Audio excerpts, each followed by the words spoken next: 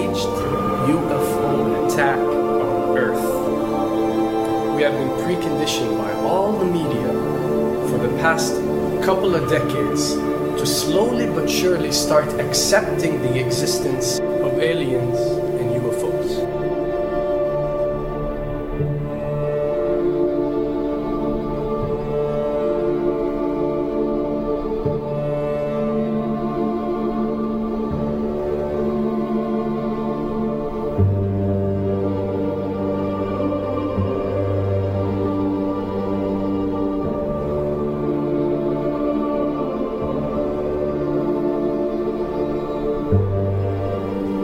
I can tell you right now that 99% of every UFO sighting that has ever taken place has actually not been an unidentified flying object, because this has always been military technologies.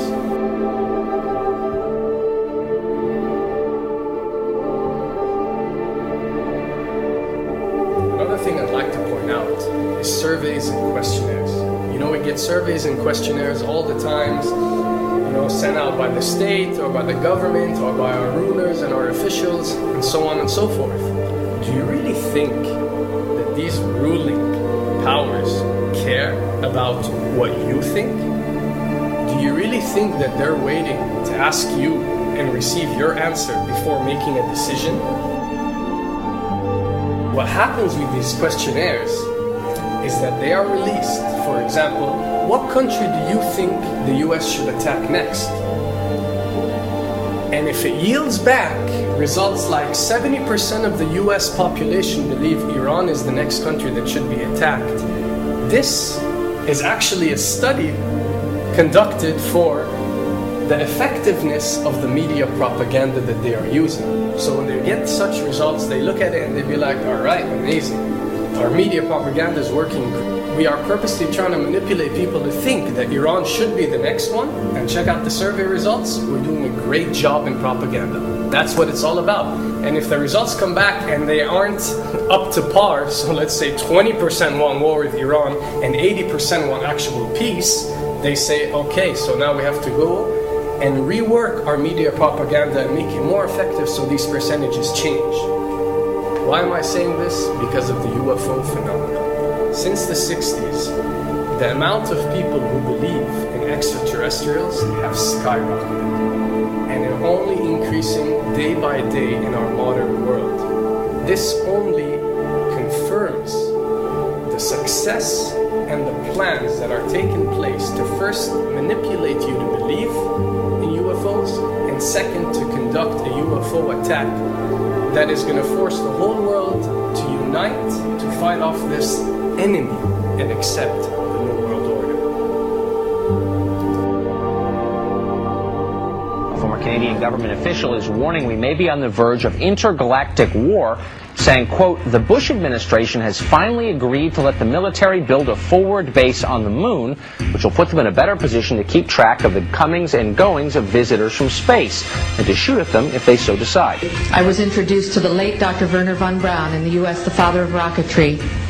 In my first meeting with him, during that first 3.5 hours, he said to me, Carol, you will stop the weaponization of space, because there is a lie being told to everyone that the weaponization of space is now first being based upon the evil empire, the Russians. There are many enemies, he said, against whom we're going to build this space-based weapon system. The first of whom was the Russians, which was existing at that time. Then there would be terrorists. Then there would be third world countries. Now we call them rogue nations or nations of concern. Then there would be asteroids. And then he would repeat to me over and over, and the last card, the last card, the last card would be the extraterrestrial threat. As a military strategist, as a person who worked on the MX missile, which I did later, he said, you will find that there is going to be a spin to find some enemy against whom we have to build space-based weapons, and now we should expect the spin. And that's the formula, except that it's all based on a lie. A supersonic saucer. Called the Silver Bug, it was truly revolutionary. The plans show in detail a multi-jet engine craft that boasted amazing maneuverability and speed. It's an intriguing thought that this concept may tie in with the work of the German scientists who brought saucer technology to the US at the close of the Second World War.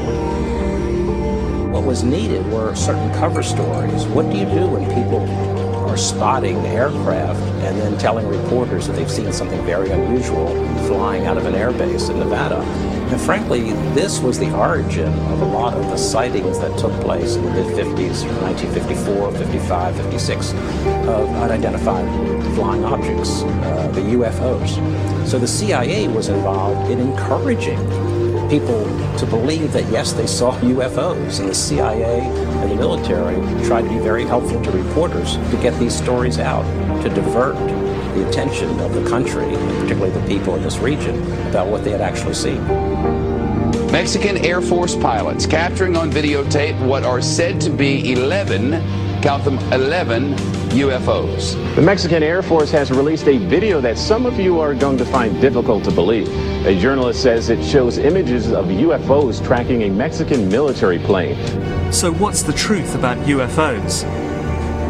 The story of successive attempts to develop radically new forms of flight, conducted under the strictest secrecy, is inextricably bound up with our relationship with UFOs over the last 60 years. Whether it's Allied pilots buzzed by strange balls of fire in 1942, or the Roswell incident 5 years later, there is a strong case to be made that secret military technology offers a convincing explanation for many UFO stories. Anytime the government has secrets that they can keep from us, they can manipulate us by those secrets. In essence, they still remain 25 years at least ahead of us in technology, information, and knowledge and secrets, and they are using them against us. I heard over the years many times over that the plan to usher in the New World Order would be to make all the people in this country and around the world feel totally helpless to prevent the New World Order from occurring, this world dominance plan, by saying that we had been invaded by aliens, so that we would say, oh, please, UN, come in and help us all. So bear in mind that there is a planned orchestration to get people to be submissive through a secret technology and information that they're keeping from you under the blanket of a so-called National Security Act.